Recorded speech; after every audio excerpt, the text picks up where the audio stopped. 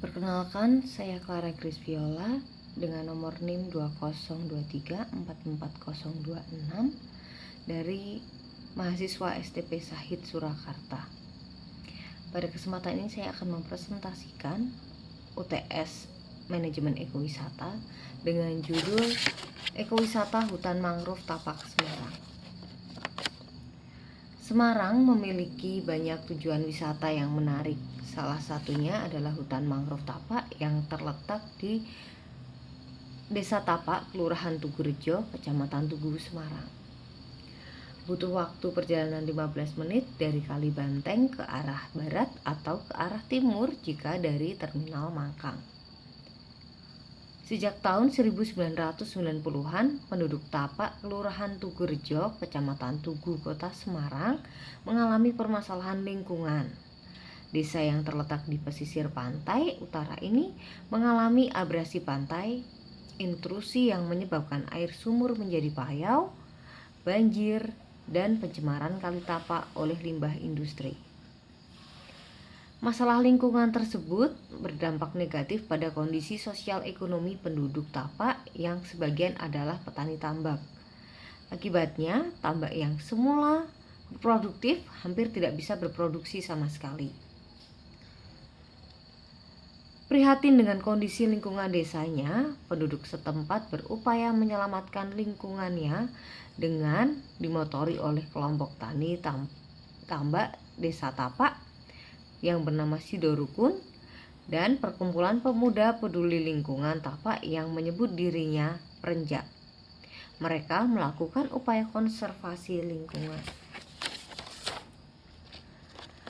Upaya yang dilakukan adalah menyediakan alat pemecah ombak atau yang disebut juga APO. APO dibuat dari tumpukan ban mobil bekas yang diikat ke tiang bambu atau kayu. APO berfungsi sebagai pemecah ombak untuk mengurangi abrasi pantai. Lalu, upaya yang kedua adalah penanaman mangrove. Tanaman mangrove disebut juga bakau atau nyamplung. Selain bertujuan untuk mencegah abrasi pantai, tanaman mangrove juga berfungsi sebagai biofilter pencemaran air karena mempunyai kemampuan mengakumulasi logam berat yang berasal dari limbah industri.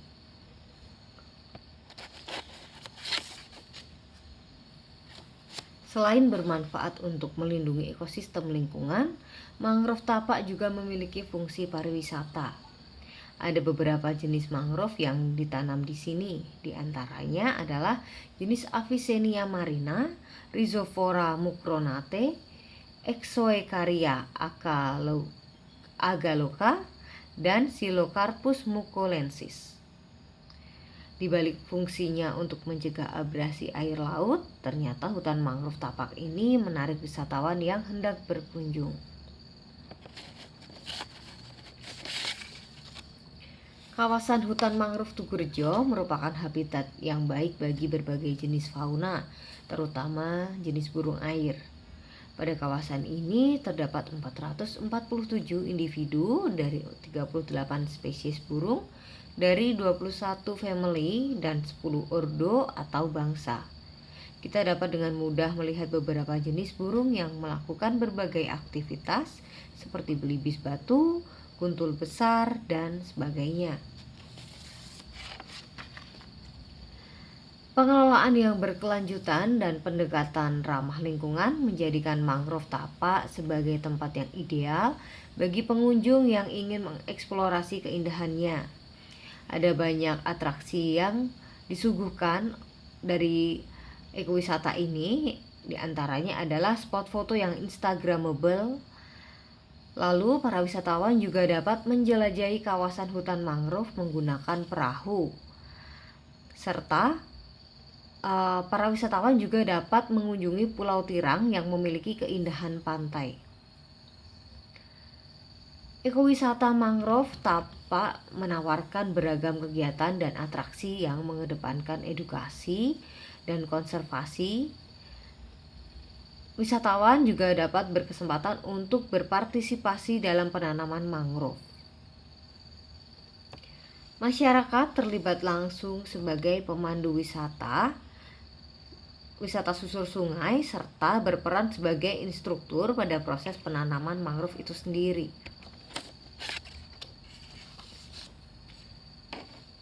Dari segi ekonomi, hutan mangrove menjadi sumber penghasilan berkelanjutan bagi para penduduk di sekitarnya. Dengan semakin baiknya kondisi lingkungan, otomatis semakin baik pula produktivitas tambak yang akan mereka kerjakan. Produktivitas semakin meningkat, otomatis kesejahteraan masyarakat sekitar juga akan meningkat pula. Analisis SWOT. Strength. Kawasan ekowisata hutan mangrove Tapak memiliki beberapa kelebihan. Di antaranya adalah memiliki ekosistem mangrove yang masih cukup luas dan beraneka jenis, memiliki berbagai atraksi yang bagus dan unik, memiliki lokasi yang strategis dan mudah dijangkau, memiliki kelompok organisasi ekowisata yang terstruktur. Lalu untuk dari segi weakness, yang pertama adalah masih kurangnya sarana dan prasarana sebagai pendukung kegiatan ekowisata.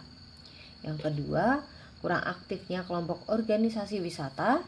Dan yang ketiga adalah kurangnya atraksi wisata tambahan.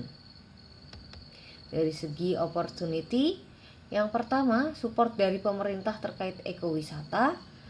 Yang kedua, dapat menciptakan lapangan pekerjaan. Dan yang ketiga, memiliki potensi alam yang masih dapat dikembangkan menjadi wisata alam yang menarik.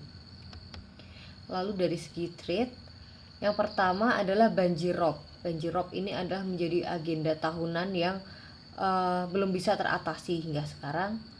Lalu yang kedua adalah sampah yang menumpuk di area wisata. Yang ketiga adalah kelompok organisasi ekowisata kurang dalam melakukan pengelolaan destinasi ekowisata. Yang keempat, rusaknya tempat ekowisata karena adanya kepentingan dari pihak swasta dalam proses reklamasi.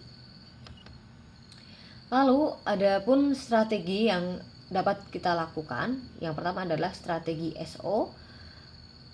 Strategi SO yang pertama adalah meningkatkan kerjasama antara pemerintah dengan organisasi kelompok ekowisata atau biasa disingkat dengan Pokdarwis, dengan cara melibatkan kegiatan pemerintah dengan penanaman mangrove di hutan mangrove Tapak Tugurejo dan mempromosikannya kepada masyarakat. Yang kedua, melakukan promosi terkait tempat wisata di media sosial dan membuat baliho di jalan raya dengan mencantumkan profil tempat wisata guna memberikan informasi kepada masyarakat akan indahnya tempat wisata tersebut. Lalu strategi yang kedua adalah strategi WO. Yang pertama, melakukan pendanaan dari pemerintah maupun stakeholder untuk menunjang sarana dan prasarana dengan pembuatan proposal pengajuan dana.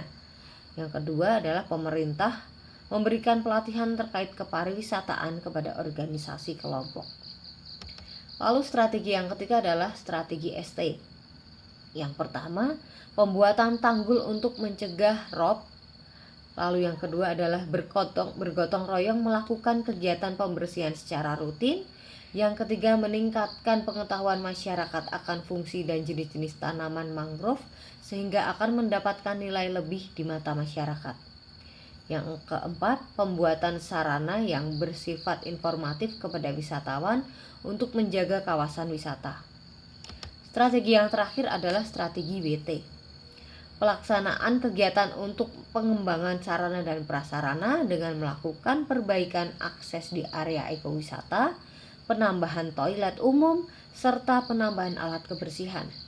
Yang kedua, melibatkan pemerintah dan stakeholder untuk lebih mengaktifkan kegiatan organisasi melalui pelatihan-pelatihan.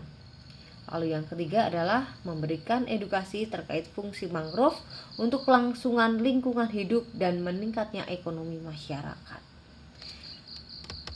Terima kasih, cukup sekian presentasi dari saya. Selamat malam.